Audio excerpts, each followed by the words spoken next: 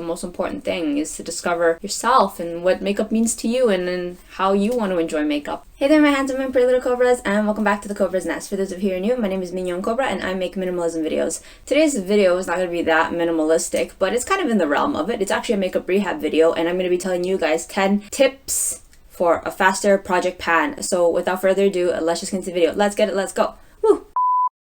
Some housekeeping stuff as usual. If you want to help out my channel, consider checking out my Patreon, and if not, then just give this video a thumbs up and a like. I'm making this video because I'm really passionate about makeup rehab and project panning and all that good stuff. I don't know if you guys have been following me for that long, but I did a 3-month no-buy, and these are the things that I've kind of picked up since I've been doing project panning, which I started back in 2017 when I decided to not wear makeup. And yeah, this is just, if you're in a place where you feel like you really want to use up your makeup, these tips are for you. Number 1, use contour as powder. This is kind of like one of my holy grail type of hacks. I had a lot of brown shadows that, okay, fine, they don't match perfectly, and I know there's a lot of videos out there talking about how like you're supposed to match your contour, don't get too orange, you get more of a cool tone, blah blah blah, yada yada. But the point of this tip is like, it's supposed to be for project panning. So if you have brown shades and you can kind of get away with making it fit your contour, or maybe like mix colors or Frankenstein it, you can use some of your brown shades and use them as contour if that's something that you're kind of in. Maybe you finished your contours and you have a lot of browns, you could do that. You can use your bronzers as eyeshadow because that's what I do, and why not? All right, number 2, mascara as brow gel. This is a tip that I picked up from watching Megan Margot. She did this and I was like, whoa, like that's a really good tip. This I feel like works a little bit better if you have like a colored one. I know maybe black might be a bit dark for some people, especially if you use black mascara but your brows are like blonde. I think it's okay if you have black hair, but for myself, I use brown so it matches my eyelashes and also matches my hair. My hair isn't quite black, it's more kind of a brown. But anyway, yeah, if you find that you have a lot of mascaras and you want to use them up quicker, you could give them a whirl and put them on your eyebrows, and it has really good staying power. Number 3, using lip products as eyes and cheeks. This one was one of the hacks that I picked up last year when I had like a bullet that I was trying to kill off, and I happened to like do it on my cheeks just to like, I don't know, I was going for the monochrome minimalistic look where it's like your eyes, your cheeks, and your lips are like the same color, and I did it and I was like, wow, like this bullet works really good as like a cream product, and I actually got a lot of wear out of it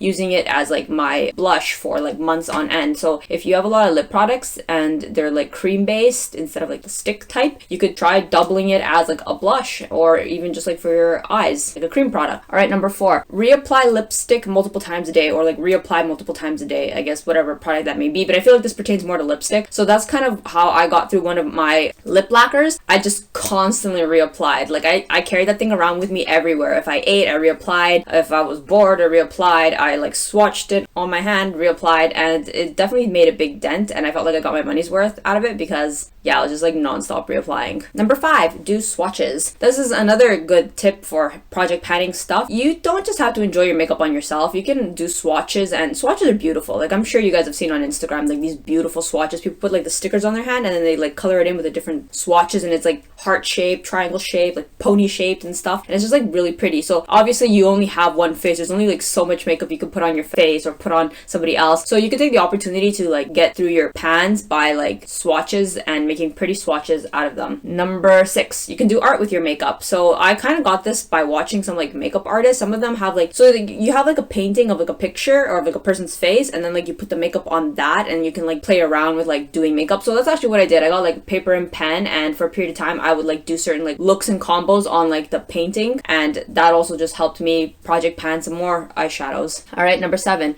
use skincare you don't want for your body. So there were times when I did buy like 1 or 2 skincares that were kind of like not really suitable for my face, but were perfectly fine for my elbows and knees, and get your money's worth out of that. If like you're not quite ready to like declutter it or like donate it or pass it on to somebody, you can repurpose it for areas that are not as sensitive as your face, like as I mentioned, ashy areas like your elbows, your knees, your toes, your feet, whatever. Number 8, don't hate pan. I know that there's like mixed opinions about this in the beauty community. I have seen on like the subreddit makeup rehab some people like they like hate panning because it's like like teaching them to like appreciate the makeup and don't make the same stupid mistake of buying makeup again. There's a place and a time for hate panning, and I definitely hate panned at a certain point in time too. I was just like trying to get through my shadows and this and that, and honestly maybe it's just something you need to go through and experience for yourself, but I feel that I don't really recommend hate panning. I feel like if you're just trying to kill off a blush that just looks awful on you because you're trying to kill it off, I think it's better to use up what you love first and your high-end stuff first, because it's all gonna expire anyway, so you might as well have a good time with the good stuff. The bad stuff's gonna expire anyway. Like, just don't waste your time. It's the sunk cost fallacy. The money was already spent. But of course, this is all personal choice. You know, do you, if you need a hate pan, then that's just something like you gotta do. All right, number 9, declutter responsibly. I think that there can be a slippery slope into the vicious cycle of like decluttering binges and reshopping, decluttering binges, reshopping. There is a place and a time for decluttering a certain shadow that's just not working. It's expired. It's just not for you. But again, this is declutter responsibly. I think that you got to be honest with yourself and ask yourself, like, are you doing certain mechanisms or doing certain habits or patterns where you're just like throwing perfectly good makeup out because like you're bored of it and you need to make space to buy more stuff? Like, I don't know why I use so many quotes, but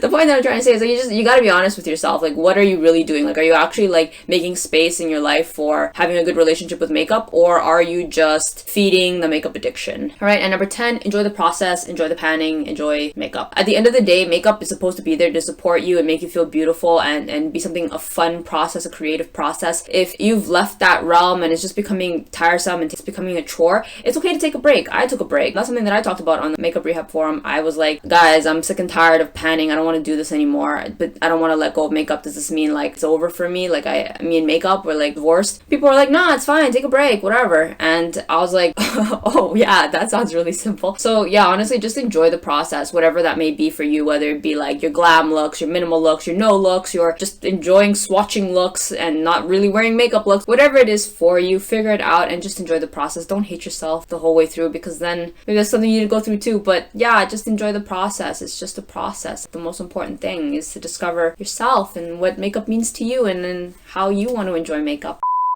Okay, so these were my 10 tips for having a easier project pan. I hope that they helped, and I will see you guys in my next video. Thanks for watching. Bye!